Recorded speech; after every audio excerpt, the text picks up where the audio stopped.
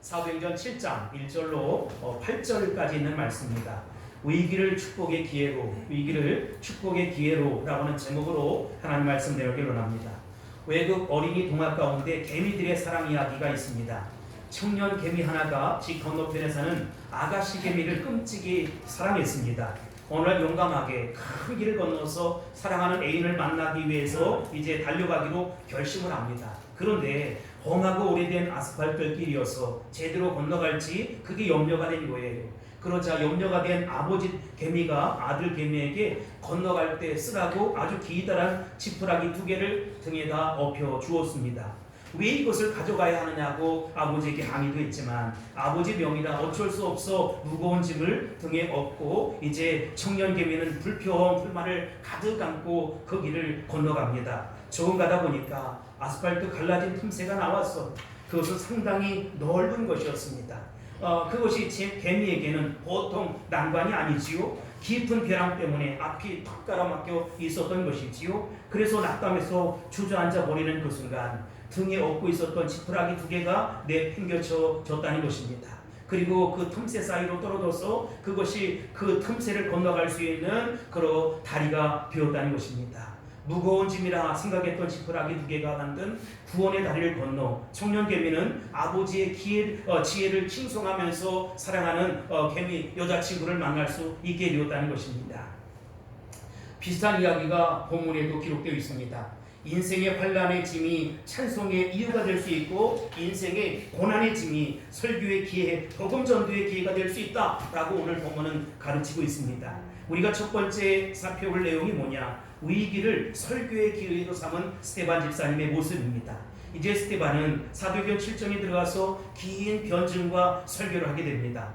이 7장에는 스데반 집사님의 장편 설교가 수록되어 있고 마지막에는 순교의 이야기가 나옵니다. 그런데 이 7장을 한 시간에 다 살필 수 없기 때문에 몇 시간에 끊어서 살피면서 은혜를 받고자 합니다. 본문 1절은 이렇게 시작되고 있습니다. 시작. 대제장이 이르되 이것이 사실이냐? 아멘. 이 질문은 거짓 증인들이 스데반이 율법을 거스렸고 성전에 대해서 험담했다라고 말한 것에 대한 사실 여부를 따지고 묻는 장면입니다. 내가 그런 말을 정말 했느냐? 정말 그러냐? 내 말이 맞냐? 라고 질문하는 거예요.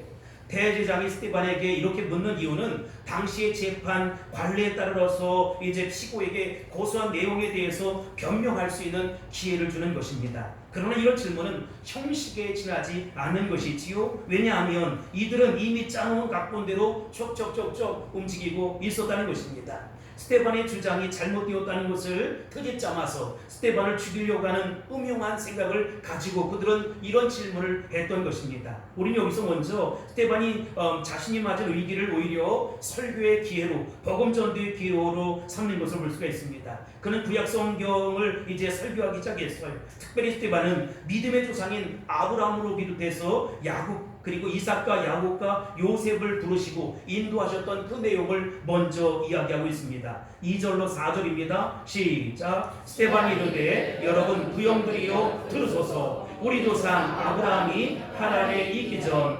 메소포타미아에 있을 때에 영광의 하나님이 그에게 보여 이르시되 내 고향과 친척을 떠나 내가 내게 보일 땅으로 가라 하시니 아브라함이 갈대아 사람의 땅을 떠나 하란에 거하다가 그의 아버지가 죽음에 하나님이 그를 거기서 너희 지금 사는 이 땅으로 옮기셨느니라. 아멘. 첫 번째, 하나님이 믿음의 조상 아브라함과 이삭과 야곱을 부르시고 인도하셨다는 것입니다. 2절에 보면 아브라함이 하란에 있기 전 메소포타미아에 있을 때에 영광의 하나님이 그에게 어떻게 했습니까? 보여라고 말씀하고 있습니다. 하나님이 먼저 행동하신 것입니다. 하나님이 주도권을 가지고 움직이기 시작했던 것입니다. 여러분에게도 마찬가지 하나님이 먼저 행하실 것입니다. 주도권을 가지고 여러분의 삶을 인도해 주실 것입니다. 아멘. 인정하시면 아멘. 아멘. 두 번째, 이 3절에 보면 아브라함에게 내 고향과 친척을 떠나 내가 내게 보일 땅으로 어떻게 하래요? 가라 이렇게 말씀하고 있습니다. 가라고 말씀하신 분이 누구죠? 하나님 아버지입니다. 인생의 내용을 주시는 분도 하나님 아버지, 인생을 허락하신 분도 하나님 아버지, 인생의 내용을 채워가시는 분도 하나님 아버지라는 것입니다. 인생 자체 스스로가 시작되지 않아요. 내가 어디서 떨어져서 그냥 시작되는 것이 아니라는 것입니다. 인생은 누구로부터 시작됩니까? 바로 하나님 아버지로부터 시작된다는 것입니다. 하나님 우리 인생의 내용을 만들어 가실 수 있도록 도와주시고 함께 하시고 주관하시고 책임져 주신다는 것입니다. 그리고 인생의 내용에 값진 결과들의 열매를 주렁주렁 맺어 주신다는 것입니다. 세 번째, 또 4절에 보면 아브라함을 약속의 땅으로 옮겨주신 분도 누구냐? 하나님 아버지라는 것입니다. 2절로 4절까지를 종합해 보면 아브라함에게 나타나셔서 말씀하신 분도 하나님, 갈대아 우르라고 한 땅을 떠나라고 명령하신 분도 하나님 아버지, 그리고 이스라엘 백성들로 하여금 지금 그들이 거하고 있는 가나안 땅에 오게 하신 분도 누구냐? 하나님 아버지라는 것입니다. 지금 스데반이 구약 특별히 창세기 역사를 들먹이면서 유대인과 대장들과 거기에 있는 백성들에게 전하고 싶은 분명한 첫 번째 메시지가 뭐냐? 하나님이 하셨다는 것입니다. 하나님이 이끌으셨다는 것입니다. 그렇습니다. 천지 창조도 하나님이 하셨습니다. 하나님이 주어이고 천지는 목적어에 지나지 않는다는 것이지요. 무슨 얘기냐? 하나님이 천지를 창조하셨다는 것입니다. 그렇다면 여러분, 타락이란 무엇입니까? 그 창조의 대상이 되었던 인간이 창조의 주체되는 하나님보다 더 높아지려고 하는 교만이라는 것입니다. 인간이 하나님을 믿으려고 하는 것, 그것이 바로 타락이에요. 인간이 역사를 구원하려고 하는 것, 그것이 바로 타락이라는 것입니다. 인간이 무엇을 할 수 있다는 말입니까? 스스로가 어떤 일을 하려고 하는 것 자체가 타락이라는 것입니다. 전도는 분명히 내가 하는 것 같지만 그렇지 않다는 것이지요. 하나님이 누구를 통해서 혹은 나를 통해서 전도하게 하시는 것입니다.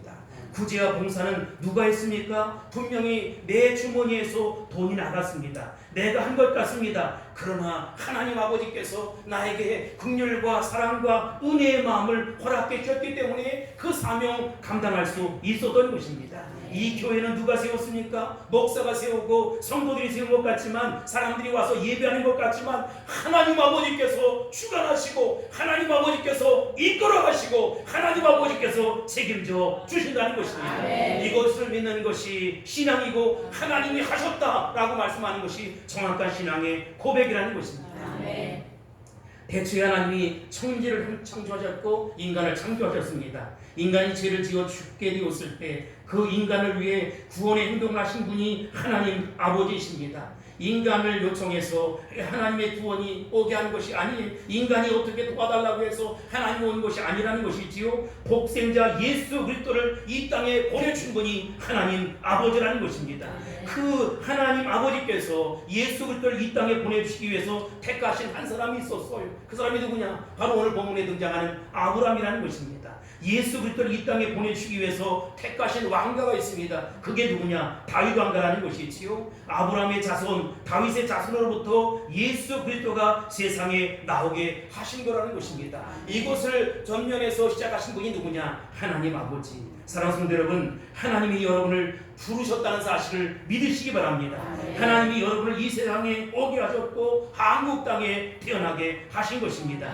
그리고 하나님이 여러분을 하여금 십자가의 복음, 생명의 복음을 듣게 하신 것이지요. 깨닫고 은혜를 받아서 하나님 나라 선교 완성을 이뤄가는 것입니다. 여러분을 통해서 하나님이 하고 싶은 일이 있는 것이지요. 여러분의 믿음을 통해서 하나님 아버지께서 하고 싶은 일이 있는 것입니다. 그러므로 우리가 믿음을 갖는다는 것은 곧 날개를 다는 거예요. 내가 믿음으로 살아가는 것은 하나님 아버지께서 나의 날개가 되어서 나의 삶을 주관하시고 펼쳐주시고 다스리시고 운행하신다는 것이죠. 물론 내 뜻대로 되지 않습니다. 그러나 우리는 고백해야 합니다. 내 주여 뜻대로 행하시옵소서. 나는 믿음으로 순종하며 아버지 앞에 달려가겠습니다. 요한 사도는 요한복음 15장 16절에서 이런 신앙의 고백을 했어요. 시작. 너희가 나를 택한 것이 아니요 내가 너희를 택하여 세웠나니 이는 너희로 가서 열매를 맺게 하고 또 너희 열매가 항상 있게 하여 내 이름으로 아버지께 무엇을 구하든지 다 받게 하려 함이라. 아멘. 나로 하여금 이런 생각을 하게 하신 이가 하나님 아버지. 믿음의 세계에서 절대로 스스로 깨달아지는 것이 없다는 것이지요. 하나님의 계시를 우리에게 보여주시고 그 계시를 깨달아야만 될 수 있는 것이지요. 여러분, 우리의 삶에 하나님의 섭리가 있습니다. 하나님의 놀라운 계획이 있습니다. 그것에 내가 응답하는 삶을 살 수 있어야 된다는 것입니다. 요한일서 4장 10절에 보면 시작. 사랑은 여기 있으니 우리가 하나님을 사랑하는 것이 아니요 하나님이 우리를 사랑하사 우리 죄를 속하기 위하여 화목제물로 그 아들을 보내셨음이라. 이렇게 말씀하고 있습니다. 사랑은 여기 있다는 것입니다. 우리가 하나님을 사랑한 것 같지만 절대로 그런 것이 아니고 먼저 하나님 아버지께서 우리를 사랑하셨어요. 그래서 당신의 아들 예수님을 십자가에 매달았다는 것이지요. 속죄 제물로 화목 제물로 그 아들을 십자가에 매달아 죽였다는 것입니다. 그래서 그가 죽어서 내가 살게 되었다는 것입니다. 누군가 죽어야 누군가 사는 것이지요. 이것이 바로 하나님의 원리이고 사랑의 원리라는 것입니다. 내가 어떻게 하나님의 사랑에 대해서 눈을 뜨게 되었을까요? 하나님 먼저 나를 사랑하지 않으셨다면 나는 하나님의 사랑에 대해서 눈을 도저히 뜰 수가 없는 것입니다. 그가 먼저 나를 사랑했기 때문에 내가 하나님의 사랑에 대해서 눈을 번쩍 뜨게 된 것이지요. 그리고 하나님을 모든 이와 똑같게 아버지, 아버지라고 부를 수 있는 것이지요. 그리고 그분의 집인 예배당에 와서 왈칵 눈물을 쏟고 기도하기도 하고 그의 품에 안겨서 참된 평화를 맛보기도 하고 하늘의 위로를 경험하고 심령의 놀라운 체험을 경험하게 된다는 것입니다. 사랑하는 성도 여러분, 하늘의 위로를 얻을 수 있게 되길 바랍니다. 심령의 놀라운 치료를 받을 수 있게 되길 바랍니다. 하늘의 위로가 있을지어다. 심령의 깨끗함을 받을지어다. 우리가 두 번째로 살펴볼 내용은 하나님은 영광 받으시기에 합당하신 분이라는 것입니다. 2절로 4절 본문에 나타나는 두 번째 메시지가 뭐냐? 하나님은 영광의 하나님으로 우리 가운데 오셨다는 것입니다. 어떤 하나님입니까? 그렇게 나를 부르신 하나님은 어떤 하나님이요? 영광의 하나님. 55절까지 그가 재판을 받고 설교를 마쳤을 때 어떻게 됐느냐? 사람들이 이를 달았어요. 분노했어요. 그때 스데반의 눈은 땅이나 사람들을 향해 있지 않았다는 것입니다. 성경은 스데반이 하늘을 주목해보고 있었다는 것이지요. 똑똑히 하늘의 사람이었다는 것입니다. 그는 하늘에서 그는 영광의 하나님을 발견하게 되었고 하나님 보좌 우편에 서 계신 예수님을 바라보게 된 것입니다. 여러분, 하나님은 누구입니까? 영광 받으시기에 합당하신 분이라는 것입니다. 그 하나님은 여러분을 통해서 영광 받아 주실 것입니다.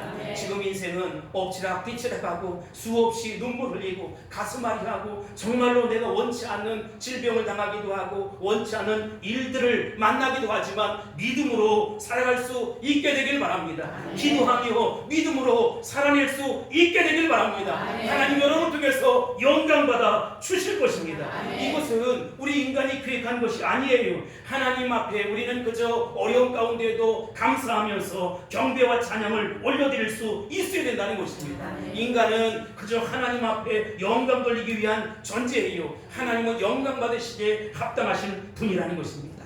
그림 하나 아우터인데 가끔 TV에서 보면 북한의 영화나 뉴스가 소개될 때가 있어요. 요즘 북한에서는 김정은 국무위원장이 지나가면 박수를 치는데 얼마나 크게 박수를 치는지 알 수 없어. 어떻게 나이 어린 젊은 사람에게 그렇게 일제히 사람들이 최면에 걸리지도 않은 것처럼 그렇게 박수를 칠 수 있을까? 마치 기계가 치는 것처럼 박수를 치는 것이지요. 저는 그것을 바라보면서 모든 영광이, 모든 박수가, 모든 칭찬이, 모든 찬사가 하나님 아버지께 가야 하는데 어떻게 인간이 저럴 수가 있을까? 이사야 43장 7절입니다. 시작. 내 이름으로 불려지는 모든 자 곧 내가 내 영광을 위하여 창조한 자를 오게 하라. 그를 내가 지었고 그를 내가 만들었느니라. 아멘.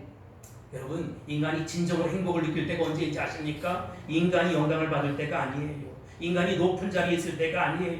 명예나 성공을 성취했을 때가 아니라는 것입니다.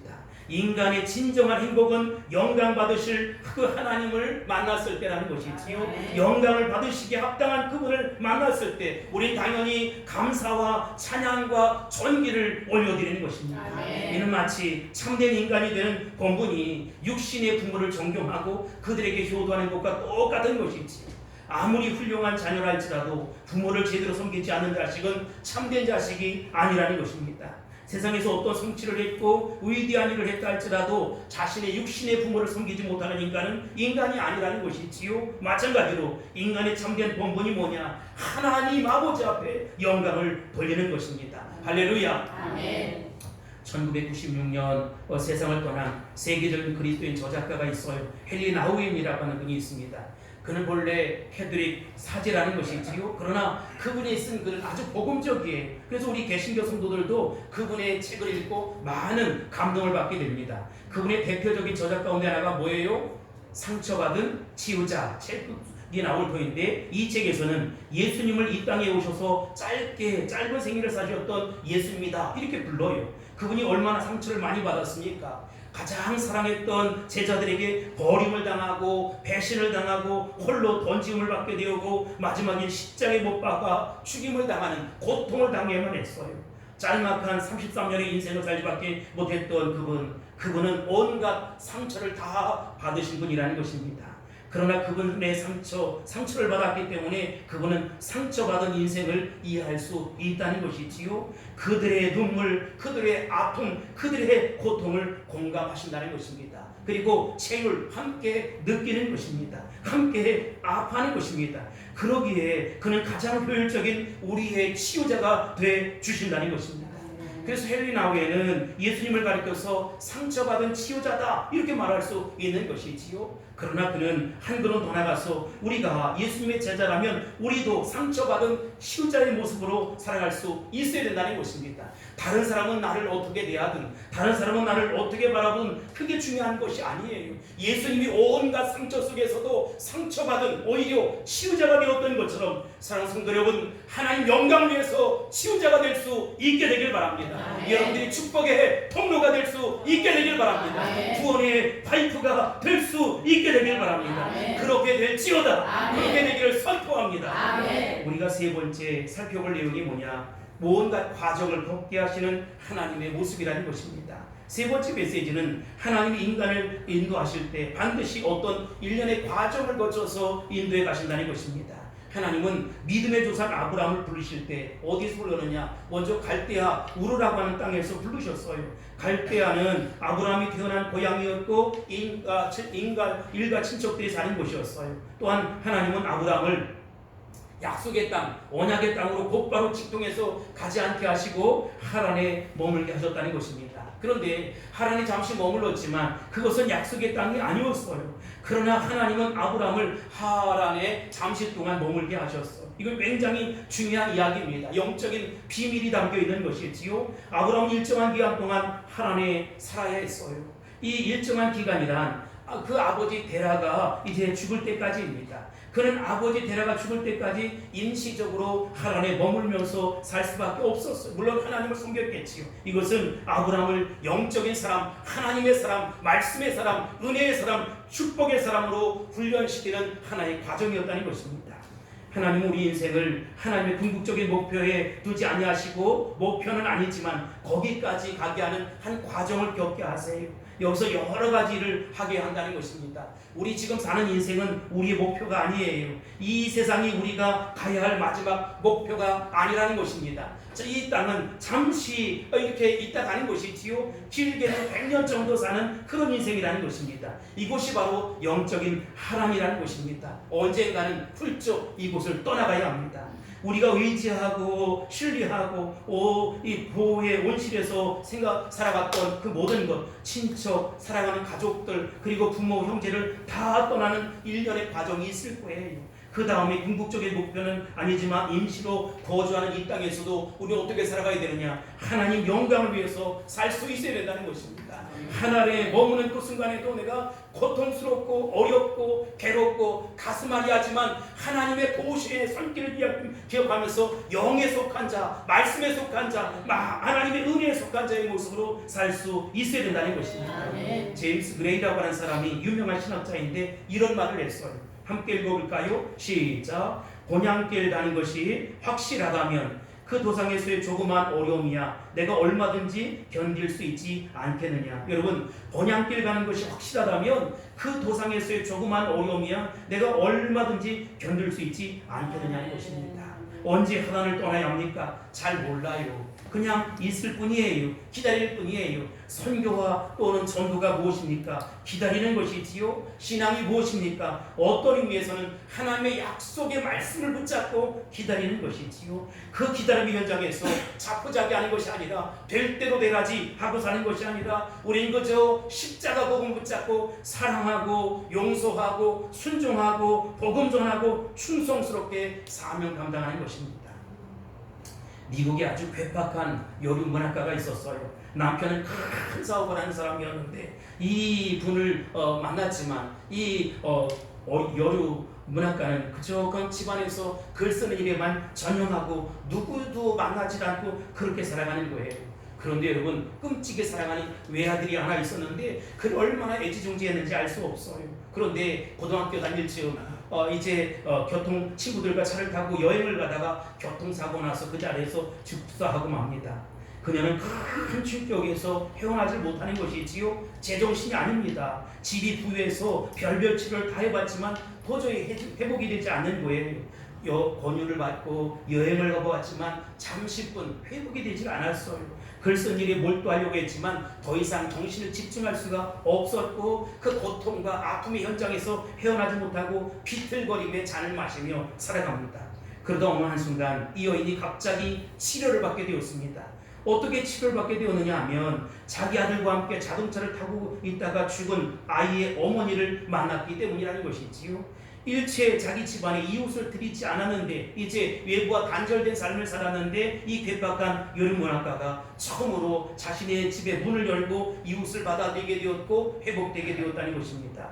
이상하게 생각해서 사람들이 물어요. 기자들이 물어요. 그 부인이 도대체 무슨 말을 했기에 당신이 이렇게 치료될 수 있었습니까? 어떻게 그렇게 다시 일어설 수 있었습니까? 라고 물었어요. 그랬더니 그 여름문학가는 이렇게 대답했습니다. 그분이 한 말은 아무것도 없습니다. 그냥 나를 끌어안고 울더라고요. 그래서 나도 같이 울었습니다. 그리고 회복되었습니다. 사랑하는 성도 여러분, 고통받는 사람들에게 쫓아가서 너 기도하지 않아서 그래, 하나님의 뜻이 있어 라고 설교하지 마세요. 그 설교까지도 오히려 고통으로 다가온다는 것입니다. 그냥 같이 있어주고 같이 울어주면 되는 것이지요. 나와 똑같이 고통받는, 나처럼 아들 잃어버린, 그리고 나처럼 똑같은 가슴을 가지고 살아가는 저 부인이 있다. 그 심정을 알기 때문에 그녀는 마음의 문을 활짝 열 수 있었던 것입니다. 자기와 비슷한 고난의 길을 걷고 있는 한 사람의 생애를 통해서 함께 흘렸던 그 눈물이 이 여인을 오랫동안 고통 가운데에서 해방될 수 있었고 치료가 시작됐던 것이지요. 그녀는 다시 일어날 수 있었다는 것입니다. 그 다음부터는 완전히 다른 인생을 살 수 있었다는 것이지요. 하나님이 인간을 인도하실 때는 반드시 여러 가지 과정을 거치게 한다는 것입니다. 여러분, 과정 없는 이 결과가 어디 있습니까? 과정의 그 길에서 믿음으로 살 수 있게 되길 바라고, 과정의 길에서 더 하나님 앞에 복음적인 삶을 살 수 있게 되길 바라고, 십자가의 복음, 완전한 복음을 붙잡고 살아낼 수 있게 되길 바랍니다. 하나님께서 함께 하십니다. 우리 하나님이 여러분을 도와주십니다. 여기에 미래와 장래를 책임져 주실 것입니다. 우리가 네 번째 살펴볼 내용은 약속의 땅, 프라미스드 랜드라고 하는 것입니다. 네 번째, 언약의 땅, 약속의 땅. 이제 약속의 땅이라고 부르겠습니다. 여러분, 우리가 교회에 모여서 이렇게 예배하고 헌금하고 구제하고 봉사하고 기도도 하는 것은 왜 하는 것일까요? 결국은 하나님께 영광 돌리기 위함이 아니겠습니까? 우리를 이 약속의 땅, 축복의 땅으로 가게 하는 이 과정이 있어요. 하나님 우리 인생을 어떤 이 고난 속에서만 그냥 밀어놓고 고난 받아라 이렇게 끝내지 않는다는 것입니다. 그 과정을 다 겪고 난 이후에는 결국은 합력의 선을 이루게 하시고 하나님의 영광의 목표를 이루게 하신다는 것입니다. 그래서 여러분, 우리를 약속의 땅으로 반드시 이끌어내실 것이니까 하나님 영광을 위해 존재하는 우리가 하나님 영광을 바라보고 말씀을 의지하고 살아갈 수 있게 되길 바랍니다. 이스라엘 백성들을 적과 꿀이 흐르는 가나안 땅으로 인도해 내셨던 것처럼 하나님 아버지께서는 하나님 영광의 목적을 위해서 여러분을 그렇게 가게 만드실 거예요. 그런데 하나님이 가게 하실 때 안 가는 사람은 개고생합니다. 가야 할 때 빨리 믿음으로 갈 수 있게 되길 바랍니다. 이 세상은 더 이상 우리의 목표가 아니에요. 잠깐 머물다 가는 영적인 하나님에 불과하다는 것입니다. 우리에게는 새 하늘과 새 땅이 준비되어 있어요. 예비되어 있어요. 영원한 그 나라가 준비되어 있다는 것입니다. 우리가 이 세상에 사는 것은 그 나라 가기 위한 일련의 과정일 뿐이에요. 여러분 인정하십니까? 5절입니다. 시작. 그러나 여기서 밟을 칠 만한 땅도 유업으로 주지 아니하시고 다만 이 땅을 아직 자식도 없는 그와 그의 후손에게 소유로 주신다고 약속하셨으며 아멘. 이거 너무 놀라운 말씀이 여기 숨어 있습니다. 약속의 땅으로 가는데 그곳에 밟을칠 땅도 주지 않는다. 자, 하나님은 신묘막측해 해요. 약속의 땅으로 가라고 했으면 땅을 주셔야 될 것 아닙니까? 근데 주시지 않는 거예요. 그렇다면 약속의 땅에 대해서 주신 약속은 도대체 뭐냐? 그것은 아브라함이 아니라 아브라함의 씨, 다시 말하면 아브라함의 자손을 통해서 이루신다는 것입니다. 그런데 아브라함은 아기를 낳지 못하는 부인 사라와 함께 살았어요. 이게 바로 그의 믿음의 삶입니다. 하나님은 아브라함에게 약속만 주신 것이 아니라 그 자손까지도 이제 책임져 주시겠다는 거예요.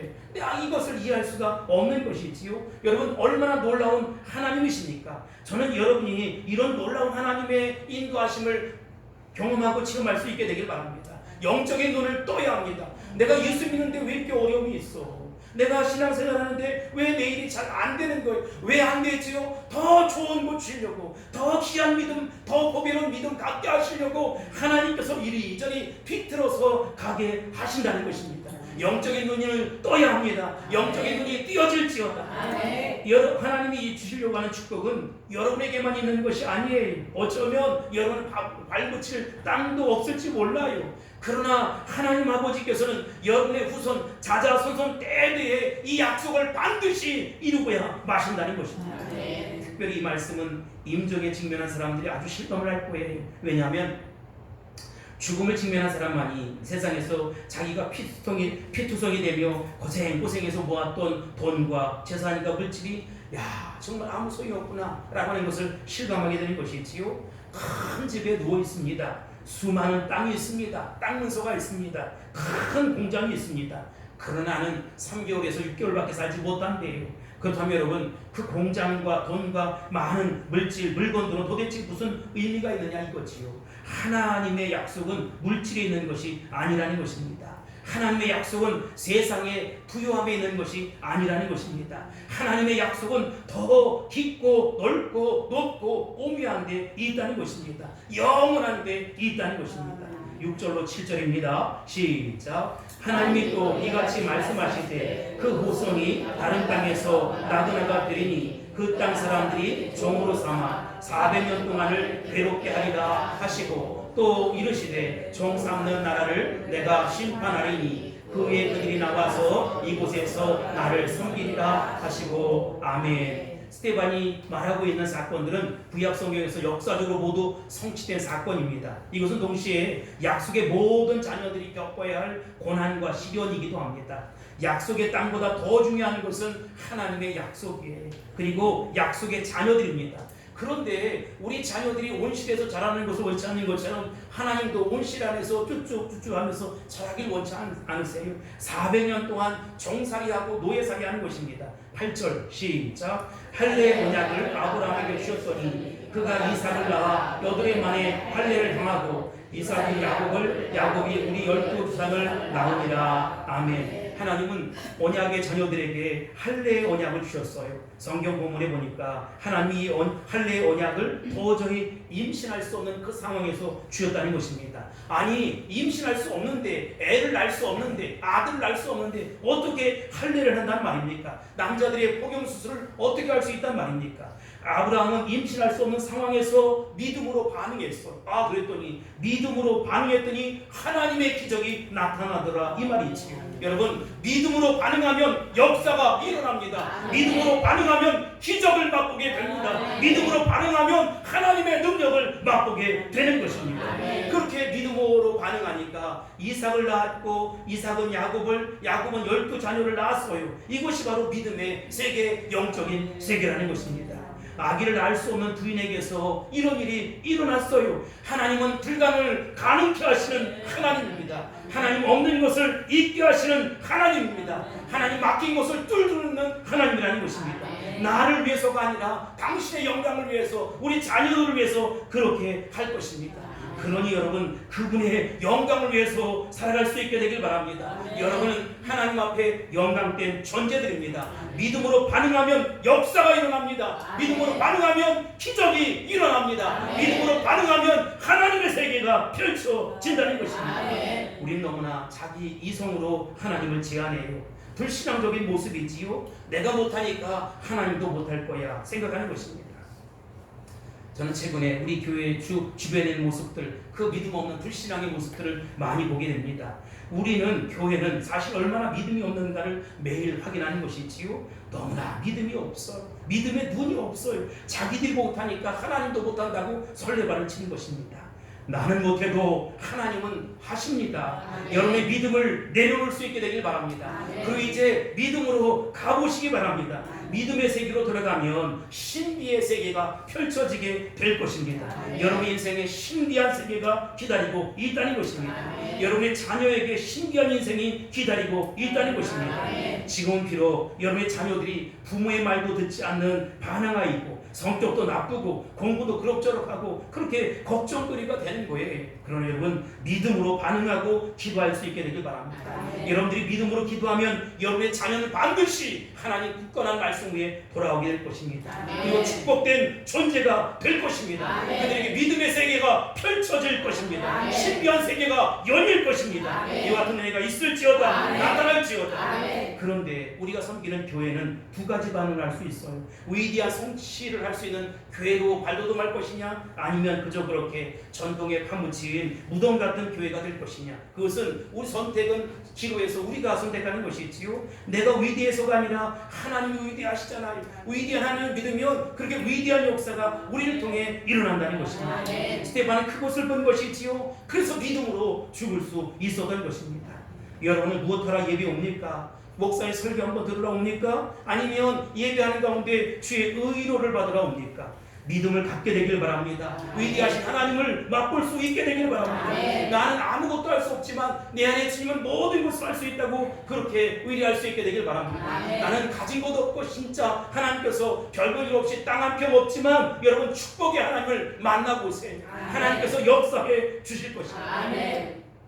2차 세계대전이 시작되었을 때 영국 국민들은 사실 깊은 절망과 패배의식 속에 사로잡혀 있었어요. 이때 그 수상이었던 윈스턴 처칠은 의회 연설을 통해서 온 국민들에게 이제 원포인트 레슨을 하는 것이지요. 하나의 메시지를 던지기 시작합니다. 그 메시지는 영국 국민들에게 다시 일어설 수 있게 하는 전환점이 되었어요. 그건 이렇게 연설합니다.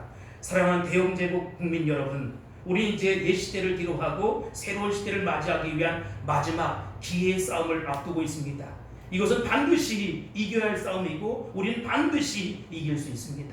우리는 해안에서 싸울 것입니다. 우리는 거리에서 싸울 것입니다. 우리는 들에서 싸울 것입니다. 우리는 언덕에서도 싸울 것입니다. 우리는 우리의 조국을 수호할 것입니다. 반드시 수호할 것입니다. 그러나 우리 조국을 수호하고 새로운 세계를 열기 위해서 우리 모두가 대가를 치를 각오를 할 수 있어야 합니다. 지금은 우리의 피, 우리의 땀, 우리의 눈물, 그리고 우리의 최선을 민족 앞에 드려야 할 시간입니다. 이 메시지를 들은 영국 국민들은 새로운 경위, 새로운 각오, 새로운 준비 속에 돌입하기 시작했어요. 이 윈스턴 처칠의 원포인트 그 내순이 정확히 맞은 것이지요. 만약 우리 민족이 이 윈스턴 처칠의 연설을 귀담아 듣고 이 어려움의 시기를 새로운 도약의 기회로 발판 삼아 나아갈 수 있다면 우리의 미래는 달라지게 될 것입니다. 우리의 가정은 달라지게 될 것이고 우리의 자녀들은 달라지게 될 것이고 한국교회는 달라지게 될 것이고 대한민국과 세계민족과 열방은 분명히 달라지게 될 것입니다. 저는 우리 물대동산교회에도 하나님의 놀라운 비전과 계획과 꿈을 갖고 있다고 확신합니다. 위대한 교회의 비전, 그것은 위대한 교회의 비전을 가진 비전어리 이 성도를 통해서 실현될 것이고 그것을 지불하고자 각오할 때 비로소 이루어질 수 있다는 것입니다. 한때 스페인 영에 속해 있었던 도시 포르투갈의 수도 리스본이 있습니다.